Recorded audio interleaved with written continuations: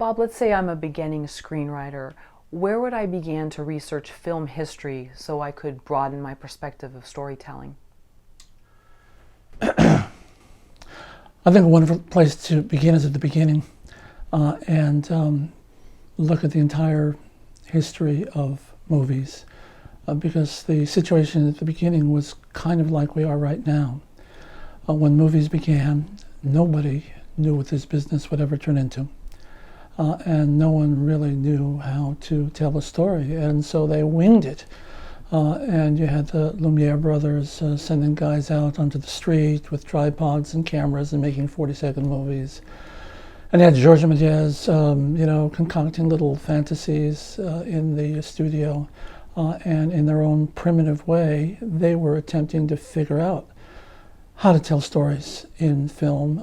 And so I personally think that's the greatest place to begin at all. It's simple, it's easy, and it's clear.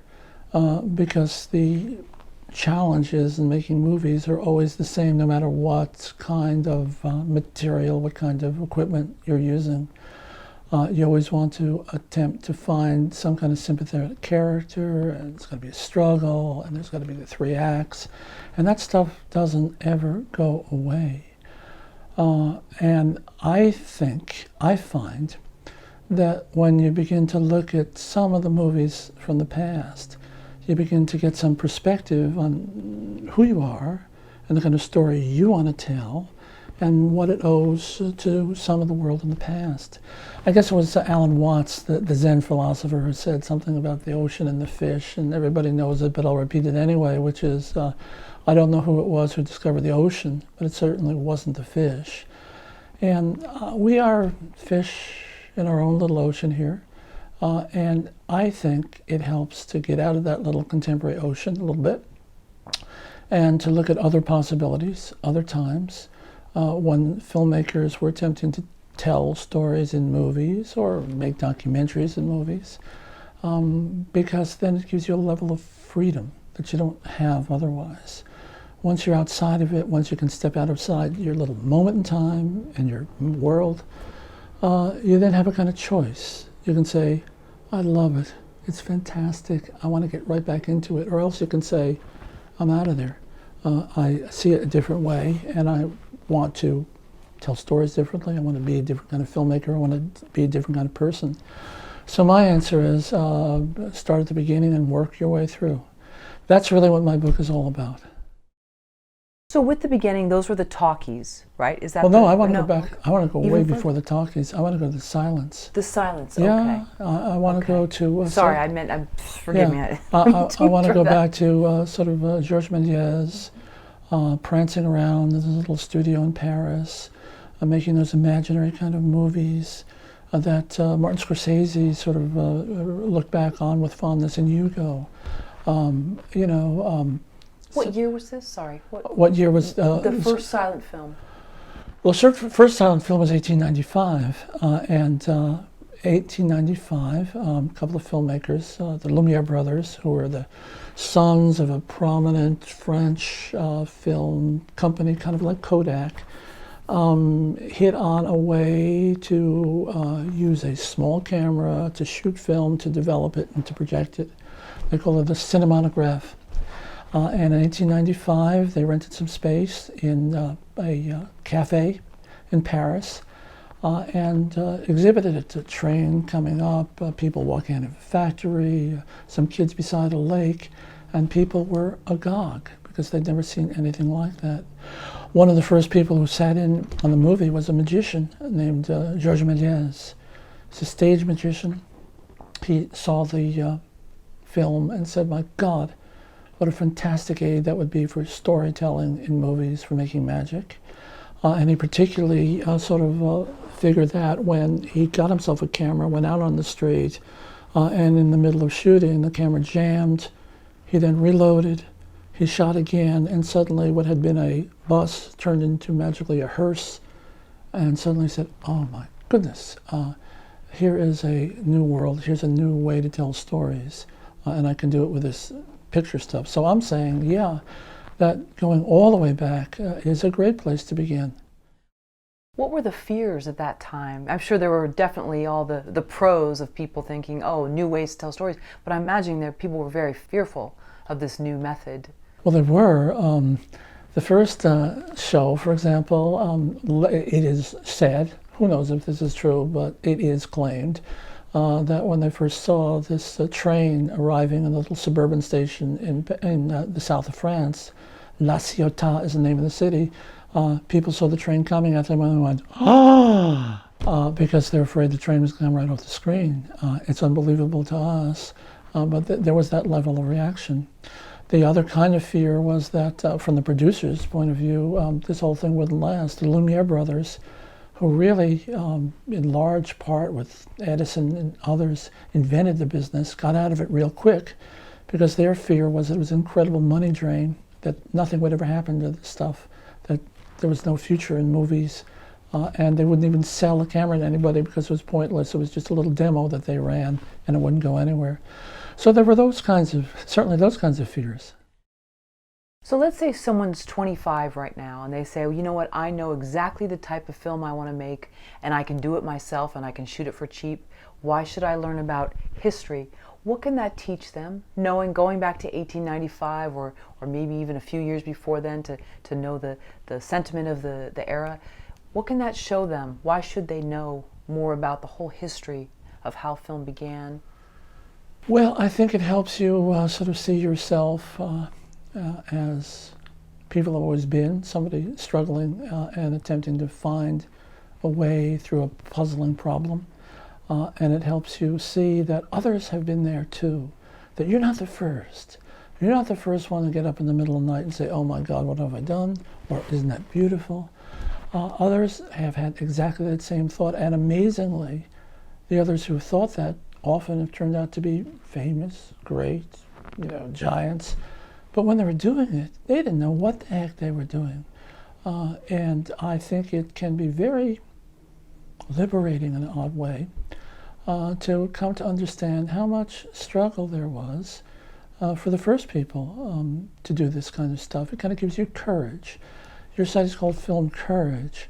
And I got to tell you that it is really profoundly encouraging to sit there and just think about movie making from the point of view of the people who are doing it for the first time and attempting to figure out, well, how do I put sounds on top of a moving image and not confuse people? Or how do I chop up a scene so that I increase its excitement and energy and action, because no one's done this before?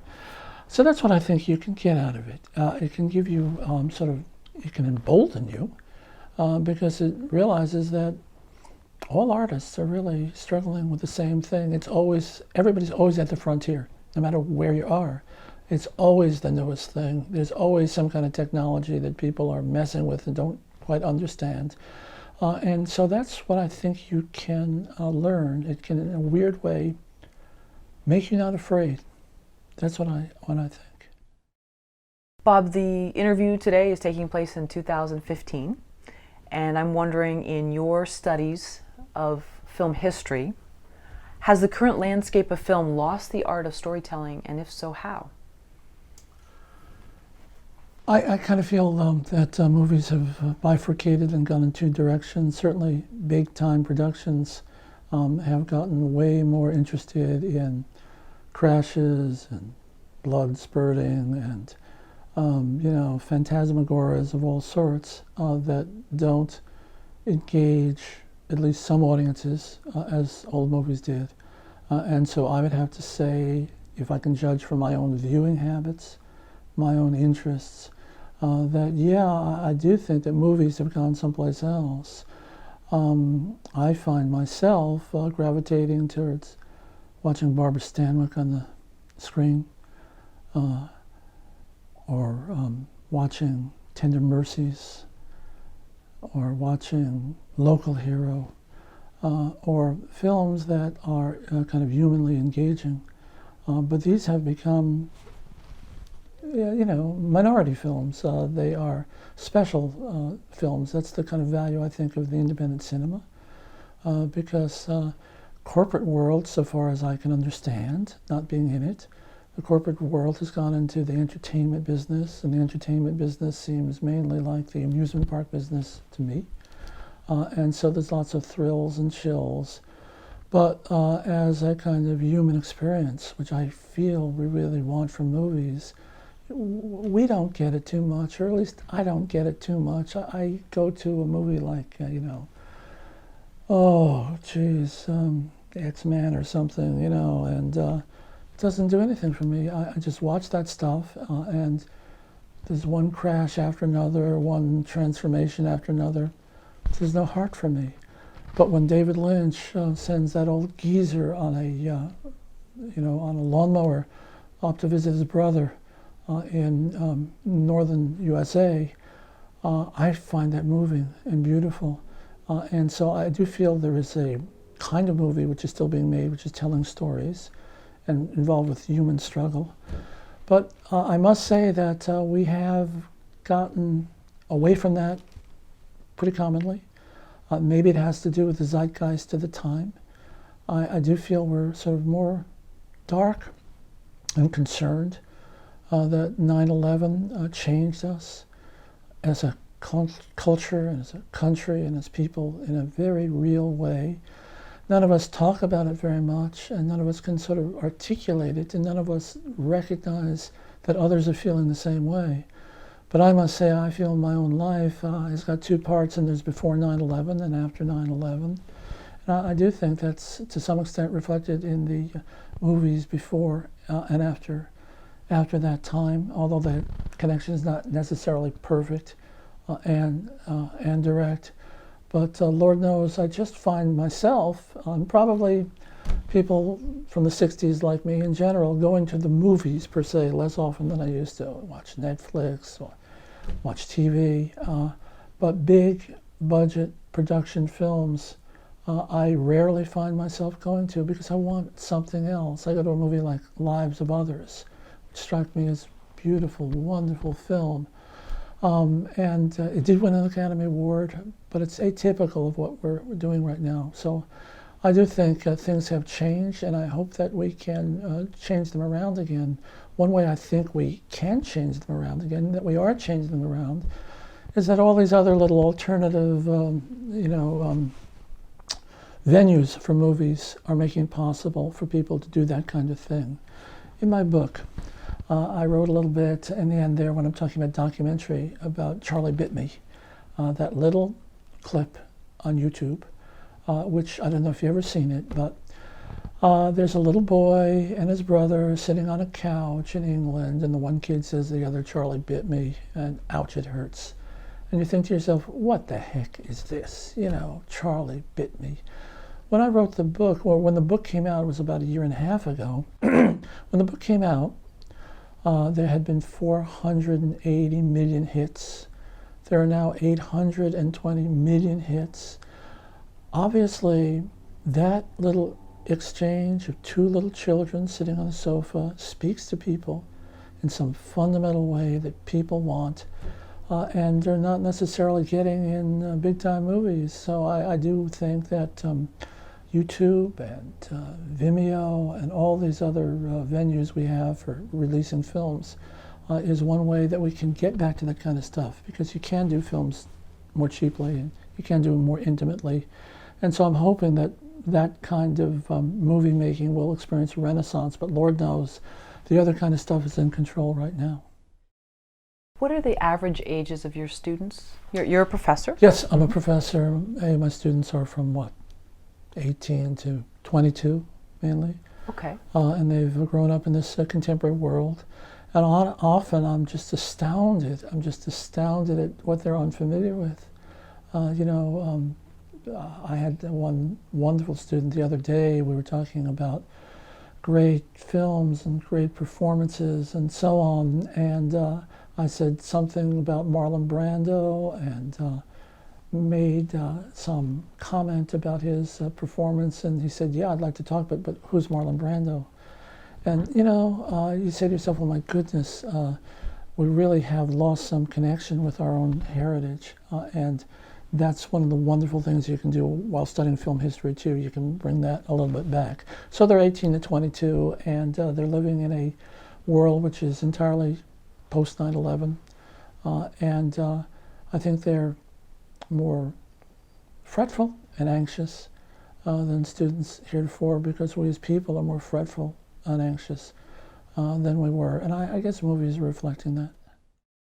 Well, going back to the 60s, though, a time of change where in the 50s everyone was a good student and they obeyed their parents. And then I'm not sure at what point things started to unravel. I think it was Vietnam, right, that kind of set things off. And Kent State, or no? When did this whole... It was, I can tell you the day. Mm-hmm, it sure. was November 22nd, 1963, Jack Kennedy got shot.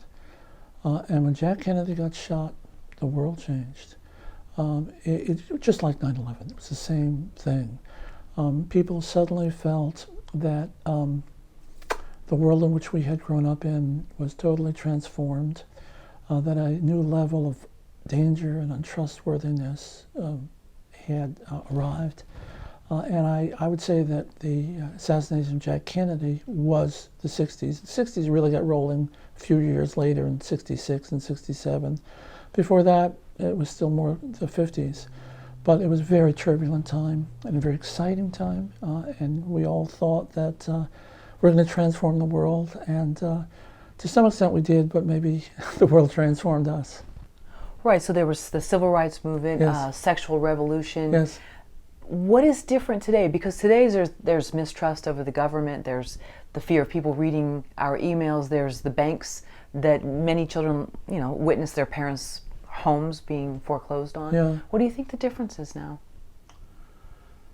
It's hard to say because in many ways there are similarities. It just feels like there's an underlying acceptance and complacency, even despite all those protests.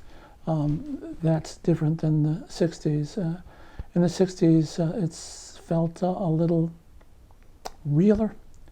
In the 60s, it felt a little more dangerous. I happen to have had some experience for just like a week or so as an exchange student in a southern college. And just being in that environment for me, a northern kid, was really an incredible sort of experience. So I'm not really a sociologist. I can't really explain why they're same and why they're different, but my goodness, that was a profoundly transformative moment. And this one, for all its troubles, doesn't quite feel the same way to me. Bob, before we were rolling, you told me quickly that you had an experience where a woman, a stranger, total stranger, came up to you right after 9/11 in a parking lot. I had gone to vote that morning. We had a local election. I went into the firehouse. I passed the fireman's TV screen, and there was this image of the World Trade Center and a plane going into it, and we all gaped. And I went home and called my wife and went to a store. I was in the parking lot of a store, and a woman came up to me, a total stranger, and said, "That's it, our lives will never be the same. Utterly different now." And she walked away. And in retrospect, she was absolutely right. It's true. We are a different culture now than we were then. We feel more vulnerable and more aware of all the kinds of dangers and bad things that could possibly happen. So I do think that's weighing in on us as a culture. And certainly my students seem more wary and concerned than they were in the 60s. Also in the 60s, it was a much more prosperous time. And you didn't worry about good jobs. You didn't worry about careers because those things were around. But now, for young people coming out of college, it's a very serious concern. And certainly for people who are in the arts, it's particularly serious. I have many, many students who are painters or sculptors or filmmakers or whatever, and they love what they're doing, and then they say to themselves, so how am I going to support myself? How am I going to make a life of this? And many of them struggle, and many of them do, however, somehow find a way. It may not be what they thought, but they do find some way to do that. But it takes courage and strength. Would you say that's the number one question you receive from all your pre-graduates while they're getting close to finishing up their last years in college? Is that their biggest concern? They don't usually put it in words. They put it in actions. I sit there and say, okay, so what's next? And they begin to sort of say, well, I don't quite know. I'm a little worried about that. I have to make some plans. I'm looking for this job and that job. So it's certainly on their minds in a way that I think hasn't been on people's minds for many, many years. That's one of the darker sides of our contemporary life. And so how do you feel that's reflected in the films that they're making today, that even the little things you're seeing on YouTube and in the big studio films? How do you feel that whole unknown, because there really isn't a set path anymore. I know back in even my time growing up in the 80s, if you did a certain, A, B, and C, you felt that you were going to get an outcome from it. And I think that all that is gone. It's not around. So how do you feel that's reflected in the... Well, I think some of the bigger movies today express that. I think a movie like Fight Club. Fight Club seems to be utterly, unbelievably anxiety-provoking and full of angst.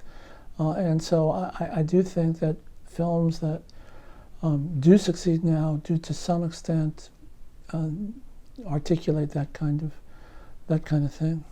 So they don't actually say to you, I'm scared, I'm worried about how am I going to support myself, but you see it, you say, in their actions in terms of... Yeah, people don't... Who wants to talk about that kind of stuff? I do. I want to make a video about it. Well, maybe, but most people want to sort of prevail over it and tough it out. Sure. So it's not something people talk about very much, but honestly, you do feel when you have been around for a couple of years that different times have different tempers, and this particular time is a troubling one.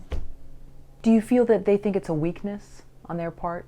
Do you see maybe a different level in, let's say, millennials, more so than Generation Xers, which is my generation, that maybe they don't want to talk about anything that's considered weak? Yes, I do, because one wants to be powerful and wants to be strong and wants to be in control of one's life. And there are so many reasons nowadays that young people can't do that or have difficulties achieving simple things, finding a way, making a living, finding a mate, and the sort of level of disaffiliation, of sheer loneliness that I find in my students is really quite alarming. I just wish that more of them could sort of live happily with friends and find a kind of meaningful way for themselves. But it's harder now. It simply has gotten harder. I'm reminded of those horrible days, after World War II, when the Italian neorealists were making movies, and they were making movies about people struggling on the street and attempting to sort of make some sense of their lives after the World War was over. And they couldn't get film, and they couldn't find jobs. Italy was basically bankrupt. So those kinds of things are, to some extent, reflected in the world in general now. Bob, your book is Make Film History, yes, right? You said it came out about 1.5 years ago. Yes. So which chapter from your book is the most important in your opinion, and why? If you had to choose, I know they're first among equals, but if you had to choose one chapter that you feel is really the essence of the book, and what any 25-year-old, if they could spend 1 hour reading something, put their phone down for one moment, what chapter do you think would be the most vital in your book, and why? Oh gosh, that is a really hard question, and I guess it might be the one where I just explain what classical cutting is, because it's the fundamental sort of tool of everything. We're talking about D.W. Griffith and his discovery of classically cutting a scene, because that's the basic vocabulary of filmmaking. Establishing shot, detail shot, close up, get out of it, this way of organizing things. I guess that would be the most important one if you only could read one, but there's so many of them that seem to me crucial. Chapter on Jean-Luc Godard and Breathless I think is extremely worthwhile because it enables you to see the connection between somebody's personality and their way of making a movie. In that chapter, the book is a kind of a hybrid, and that's what's sort of unusual about it. There's the book, and there's also the web page. And so in the book, you read a description like books describe, and then you go to the web page, and there are various kind of resources with sing and dance. But finally, you get some film footage to work with. And when you work with the footage, in many cases, you're working with clips from classic movies, or else in this particular case, the one from Breathless, we shot some footage of our own to emulate a scene from Breathless. You begin to sort of see what the effect of jump cutting or not jump cutting the scene is. So I'd say it's really hard for me to pick any one single chapter, but I think the really crucial thing to do is to read the book and then mess with the exercises, whatever your level of filmmaking skill is. Because the point of my book, which makes it different than other books, is that I'm going at this from the point of view of a creative person. My idea in writing this book was that I wasn't going to simply dryly tell this happened, that happened, that happened, that happened, and so on. But I'm inviting people to sort of imagine themselves in the middle of a creative universe and see if they can't discover what they would do given the same kind of problem and solve it for the first time. Godard in Breathless started jump cutting because he had a practical problem. The movie was too long, and what was he going to do? And so he simply said, hey, let's just cut. And that's what they did. And that sheer sort of necessity created a whole feel and gestalt for the film. So while it's hard for me to pick out any single chapter, I would say the crucial thing to do is to go to the webpage and wed it with the book. And that's different than most film history books. Up to this point, most of the film history books, they're wonderful, and they're erudite, and they're learned, and they're broad, and they're deep. But what they aren't is connected to the experience of making movies yourself. My book is sort of for people who would like to think that they have within it themselves to make a movie, or to at least think like a filmmaker, or at least understand what filmmakers are thinking. And so that's the crucial thing. It's not that any particular chapter is crucial. It's that joining the book and the exercises and the webpage, that's the important thing. When you show clips in your classes of classic films, which resonate most with today's generation, the millennials? Like when you show them, which are the ones they have the most questions about, or that are most polarizing to them? You know, what's really interesting, the things that really speak to them are the things which have always spoken to people, that in that respect, I don't think there's that many differences between millennials. I showed, for example, Ingmar Bergman's Wild Strawberries a few weeks ago, and they were blown away. They loved it. They were so enthralled by that film and the revelation at the end of that movie when the old man lies in bed and for the first time in that film sees together his father and mother by that reflecting pool at the end of the film, and you have this kind of Jungian vision of wholeness and completeness and so on. I don't care, they're 18, 19, whatever it was, that spoke to them. So I would say that things that speak to people today are the things that have always spoken to them. They are moments which deal in human emotions and kind of mythic truth. All the razzmatazz in the world finally doesn't speak to people as deeply as moments in film which are genuinely human, revealing some human person working through something. That is what still speaks to my film students. Well, you talk about temperament of the filmmaker, and I know Ingmar Bergman has been, he fought some demons of his own. He was a very complex man, but also very deep, yes. I believe, and so it's reflected in his films. Do you talk about the filmmakers and their, either the light films and their light temperaments, or? Absolutely, and there's one thing that Bergman said, which I always tell my film students because it seems to me the heart of the filmmaking business and the heart of movies altogether.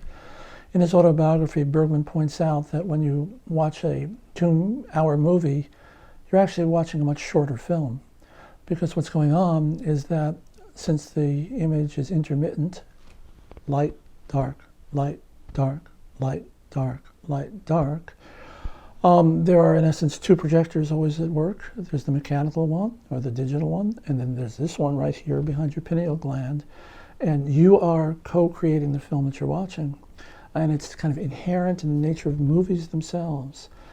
So Bergman's sort of movies express, I think, that understanding that there's something mythic and deep about any movie, but particularly his. So that's why I personally feel that Bergman fantastic, and honestly, it's the great guys, Fellini, Bergman.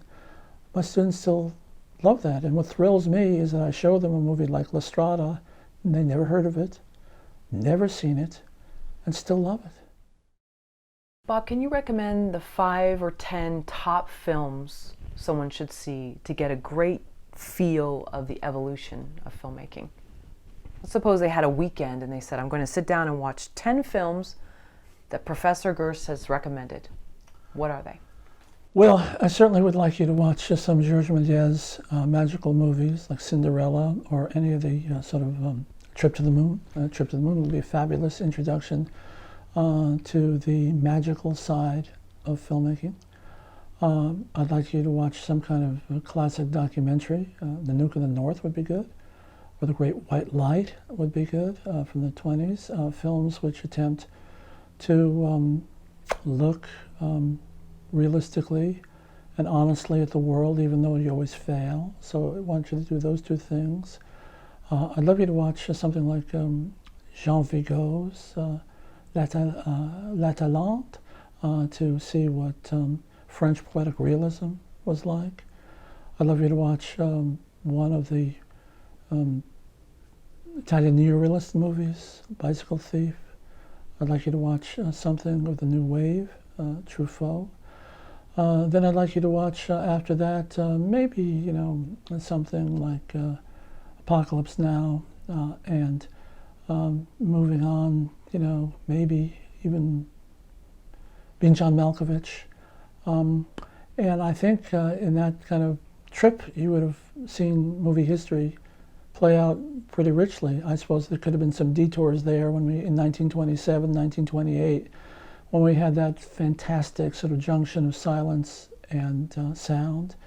A wonderful silent film which shows what happened to silent movies when they turned into talkies is a movie called Lonesome by Paul Viejos, which is primarily a silent movie. It's about a boy and girl, a young man and one woman, who run off to Coney Island, where I spent many hours because my grandpa had a store in Coney Island.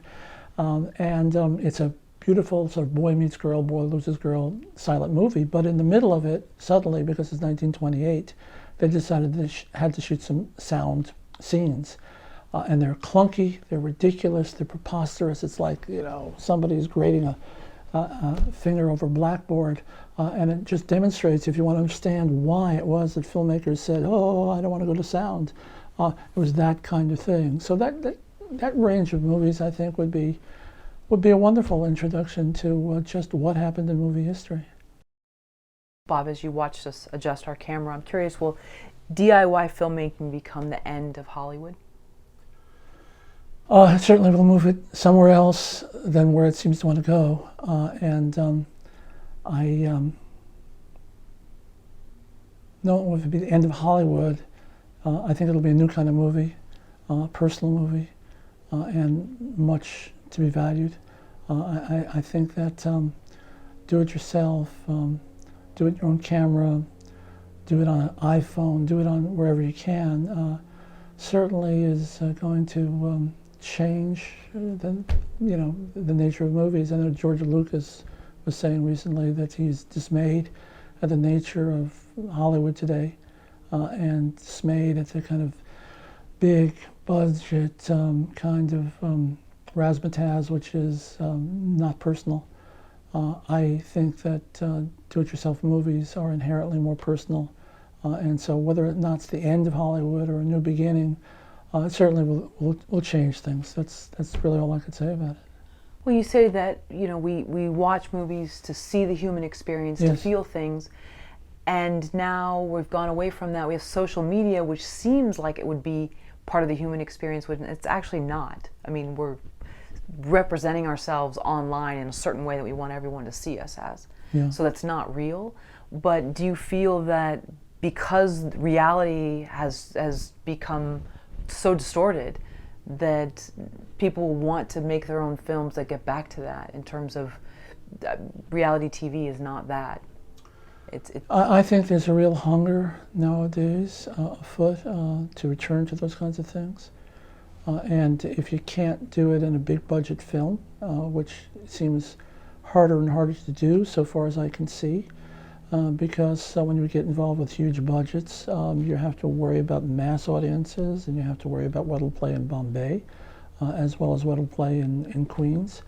So I do think that you know, independent films are returning us to that experimental mode we were in way back in 1895. That in a weird way, 2015 is not so different from 1895, because nowadays you have all these people trying out new things, trying new ways, new machines, new devices. So I'm optimistic. What it's going to do to Hollywood exactly, you know, I couldn't really say. I think that, however, something good will come out of all of this stuff. Any thoughts on the future of filmmaking for the next 5, 10, 15 years? Well, I see it's much more interactive than it ever was before, and much more YouTube-y than it ever was before, and much more like people sitting around the fire, you know, in the darkness, telling stories to one another than it was before.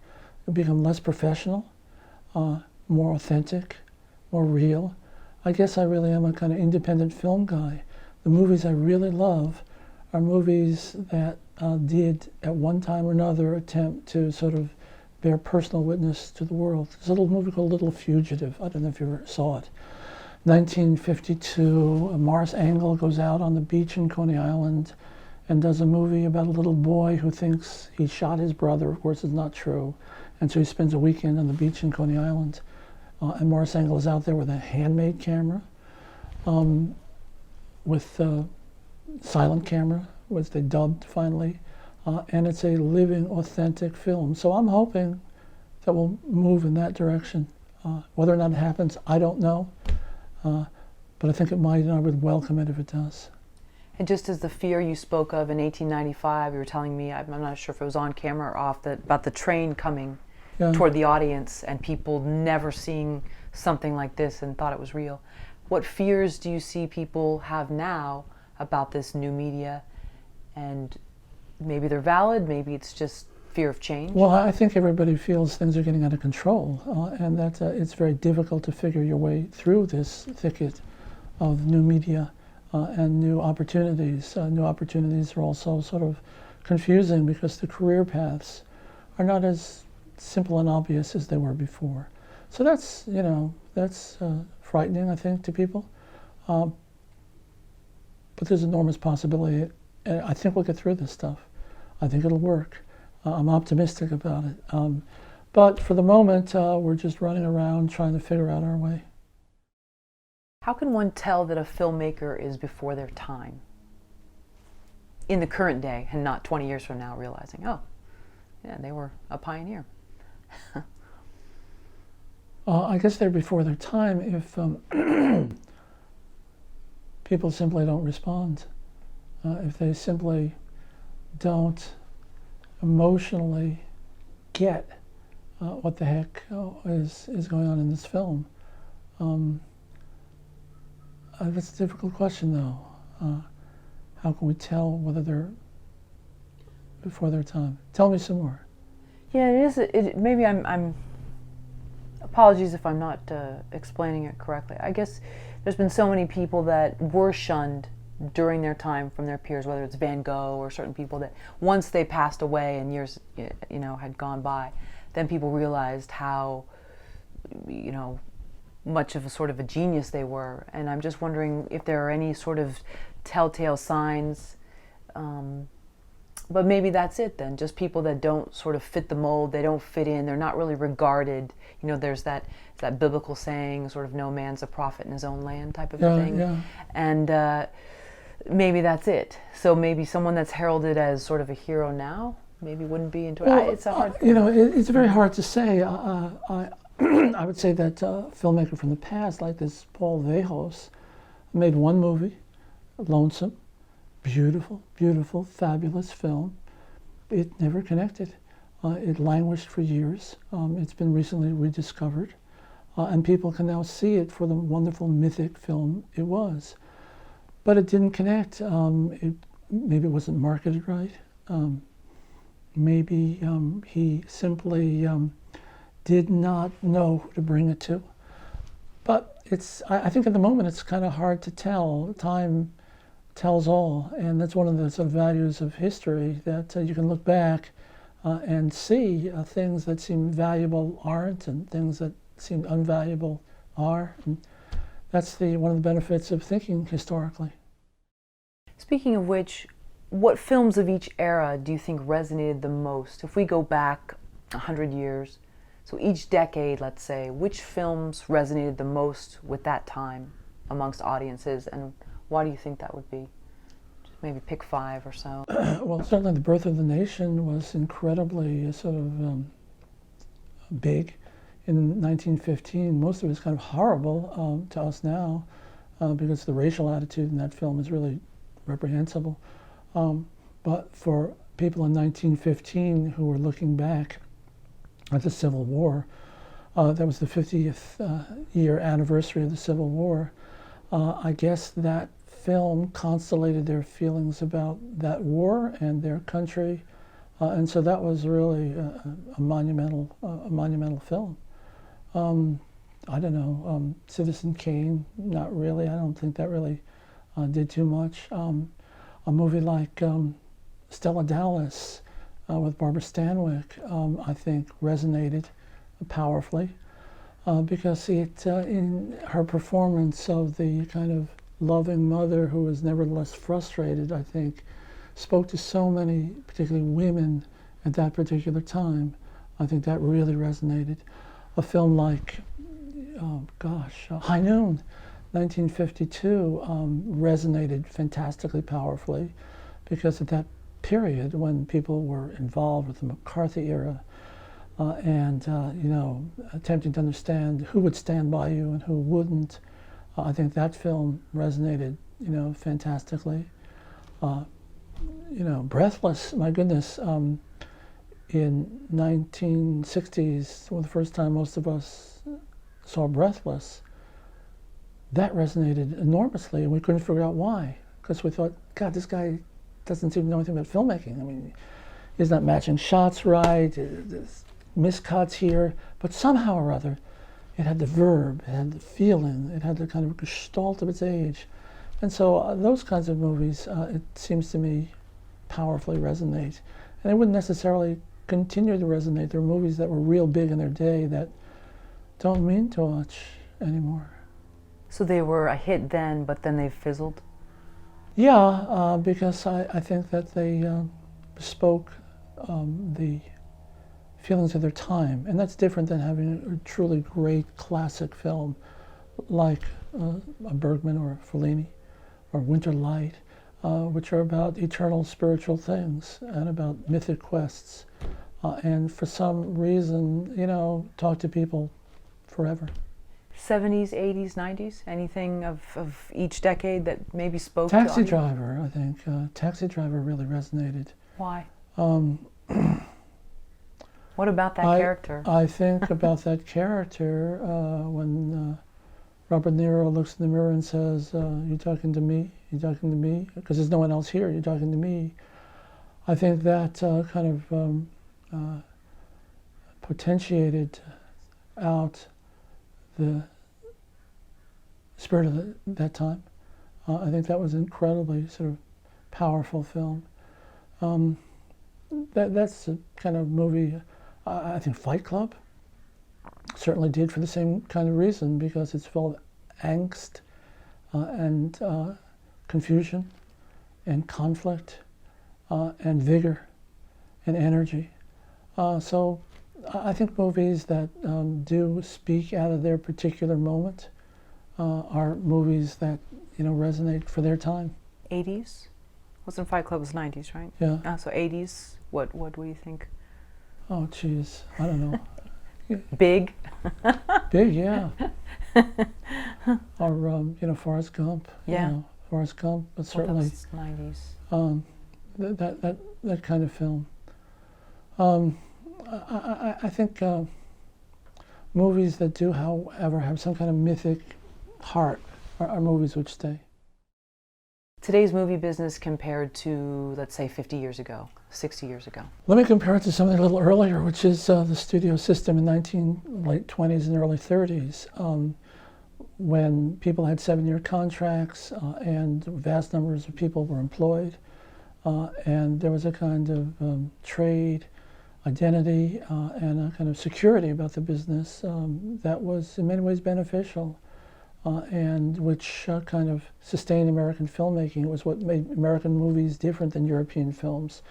Because the European films, even back then, were more organized the way we do it now. You pick up a company, you get some people together, you find a script, you find a producer, you put it together, you do it once, and it's all over. That was basically the prevailing European model for many years. The studio system, I sense, not having been there, but from what I hear about it, was a big family, and people felt happy and secure working for it, and took a kind of pride in doing a kind of workmanlike job, which is a different sort of head. I remember running into a wonderful old director years ago, and I said to him, well, what's your greatest sense of accomplishment? And he said, I always brought my movies in on time, and my movies always made money, and it was great, and that was my satisfaction. There was no talk in that about art or soul or character. I think so. It was a different kind of perspective and a more industrially oriented, sustaining environment. That's different now when we meet people and pick up groups and shoot whatever we can shoot. It's really a much more fragmentary kind of life, I think, than it was for filmmakers back in the golden days of the studio. And I guess they felt sustained by it. It was hard work and hours and so on. But there was a kind of secure identity that I think they had that we often don't anymore. And then things changed, and how? Well, when the studios broke up in the 50s, that was a really sort of a crucial break point for movie history. When stars instead of producers were sort of in control, and people were writing their own contracts and financing their own movies.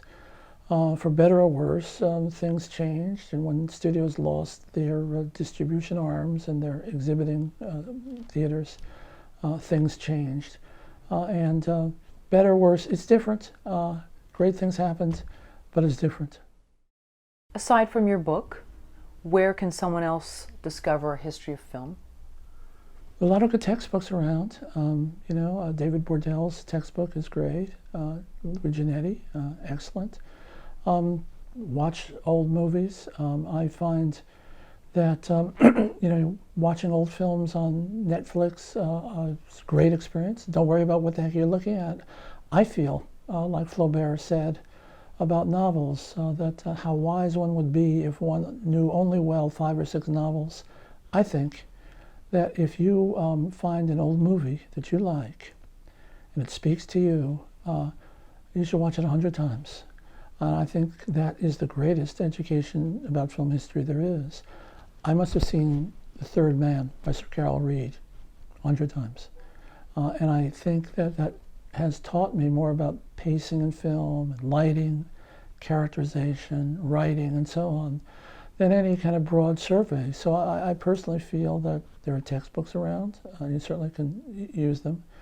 But the best thing I think you can do is just watch old movies, and when you find one that really speaks to you, buy it, watch it forever, and it'll deepen your appreciation of where movies came from. So when someone watches a film more than once, what starts to happen? That same film, let's suppose they've seen it twice now. Now they're seeing beyond certain things? You begin to see more, and you begin to see how the film is constructed, and you begin to sort of appreciate all the little things that all the craftspeople did.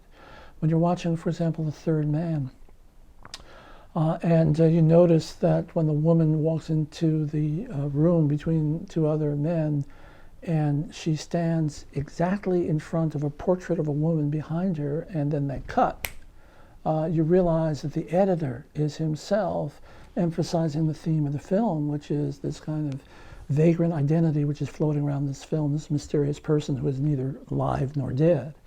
And you begin to sort of get it more. You see it more if it's a well-made movie.